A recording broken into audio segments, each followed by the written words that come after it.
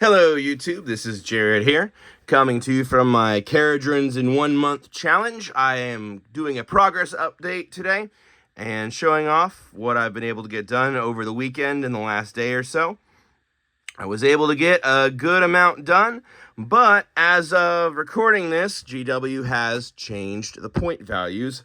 So my 2,000 point army is now closer to an 1,800 point army. But even though it's not going to be as clean to 2,000 as I wanted, I am going to still press on and call it a 2,000 point challenge because it was 2,000 points when I started. So that's the plan anyways, and then maybe eventually I'll add something to it. But I feel like there's not that many more models in the range without getting more duplicates.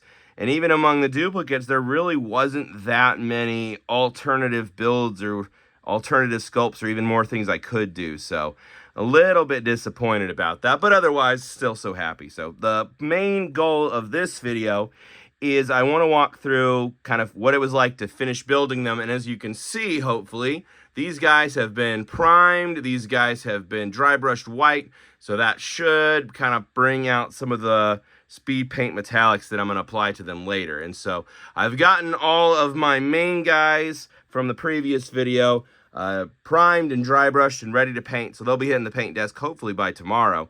One other update, I figured out I was pronouncing Enrigger wrong. It's actually Endrin rigger.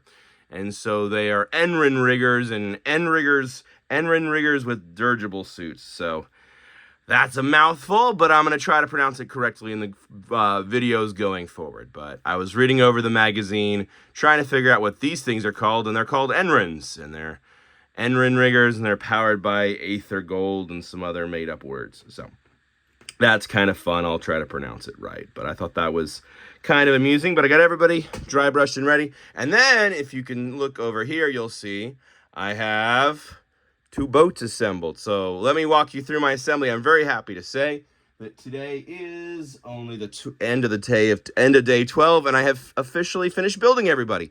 And so let me show you who I've built. I've built my Code Right. Here's the guy and him. I am going to do in sub-assemblies.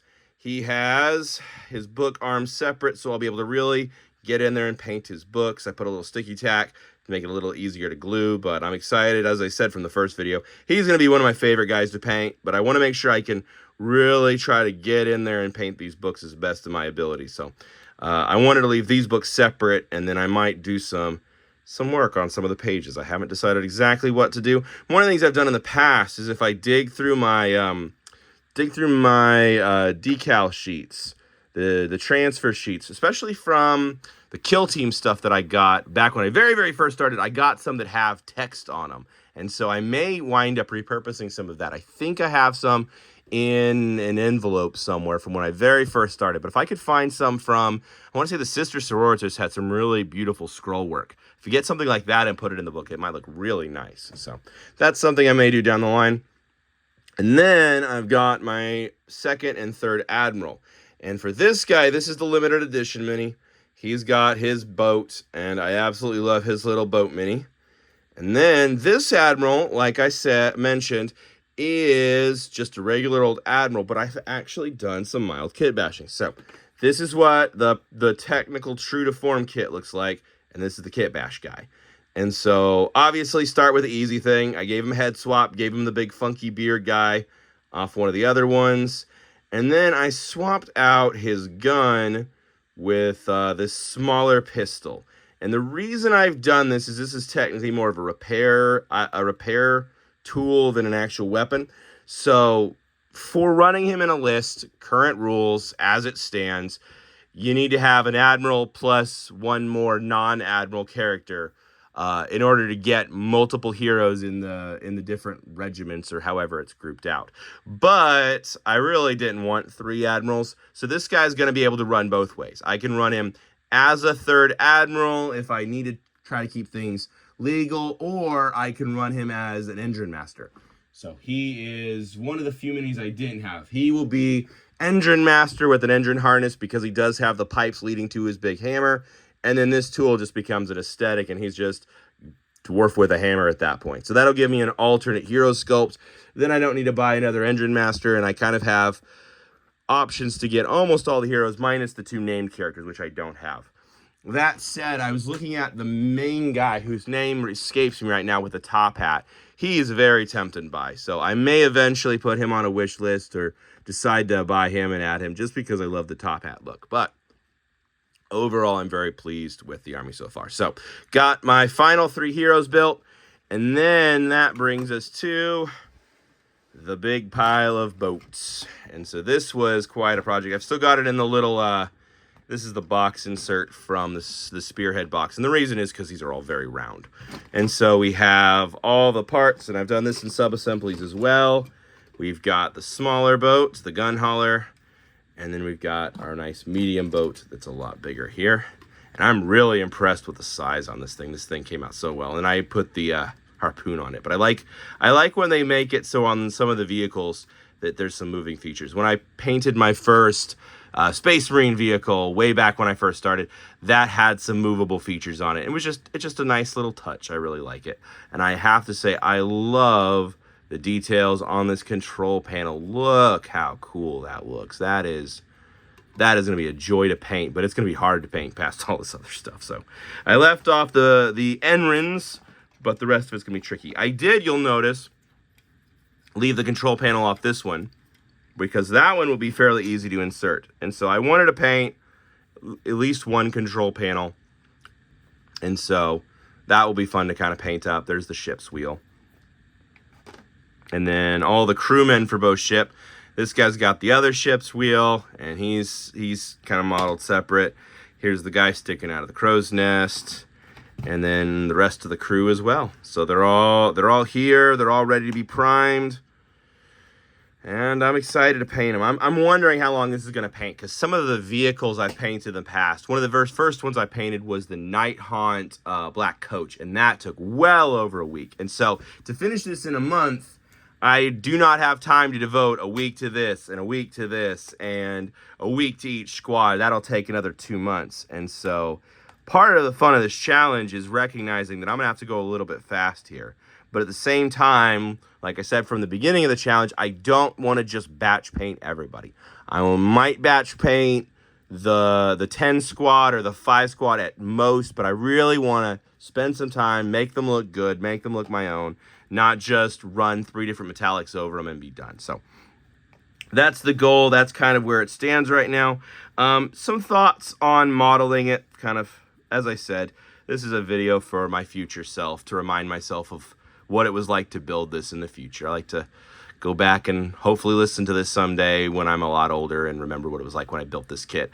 Some thoughts on building these. This is not a good first army for anybody. Anybody who's starting off with Kharadrons, maybe don't start with Kharadrons. They are smaller, more compact, and I think that'll make them a little easier to paint. But there's a lot of little tiny details and a lot of surprisingly small parts and a lot of fiddly bits. I noticed on multiple spots where these little tiny thread-like bits have already begun to kind of break or whatever, and so they need to be re-glued and reset. There's so many just microscopically thin bits. So this thing right here had a tiny break, of course, on it, and just trying to keep all this stuff from snapping under my big hands. One of the reasons I got into this hobby is because my hands were starting to shake, and so I use this I've used this hobby to kind of help steady my hands, give me a little bit better hand control, and to kind of learn to get a little better eye-hand coordination and help myself slow down my aging. But this definitely was a harder kit to assemble. This is not one of the easier kits. I would recommend somebody who wanted a starting army. Orcs are a great choice. Stormcast is a great choice, but I wouldn't recommend Kharadrons. There are just so many little parts. Maybe when we get to the painting side of things in the next day or so, I'll change my mind on that. But for now, these guys, the range is a little bit limited, and there is just so many little doodads, and these little balls are hard to put together. The endrins are not as friendly as you think they are. They weren't as bad as I thought. I really liked that the bottom piece was a 1 piece, and then you just put the 2 on top. So this was not actually as bad as I thought. But ironically, it was the bomb bays, these like missile pods that just, you have to go really slow and take your time on them. So that was a little bit annoying, but I was pleasantly surprised. There's not as much gapping as you'd think. you can still see some where the sprue gates were. I've sanded it down, so once I prime it, it'll disappear completely. But you can still see some marks from the sanding because I don't use a fine enough sanding grid, I don't think. But it doesn't really bother me, so I don't really worry about it. But it is visible on the video, I suppose. So that's kind of where I stand right now. We've got everybody, everybody's either built and or painted. So I'm going to try to prime the last 3 leaders and then the 2 boats and their crews in the next day or so. Then I can be officially done with phase 1, which was build and prime. And then after that, we're on to painting. I am going to start, I think, with my smaller warband here. They're going to probably be up first. We'll get those guys primed and ready to go, and then working on paint schemes. So I'll highlight that probably in the next video, kind of my thought process in putting towards a paint scheme. I did notice on the sprues there were some lovely sections of weapons, and so I took these 2 little sections, cut them off wholesale, and now I've primed those up, and then I put the 10 different army paint or speed paints on them, so I have now a handy little guide of which speed paint is which. And so I've been using this to help me make up my mind. So I'll make a video here, not too long, and talk through paint schemes and what I'm thinking. I haven't made up my mind yet, so I have to make up my mind first before I start recording.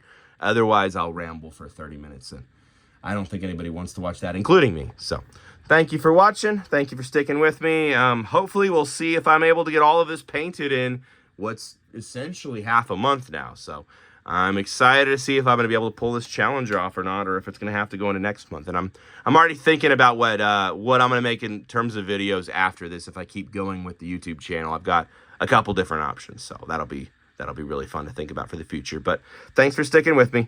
Goodbye.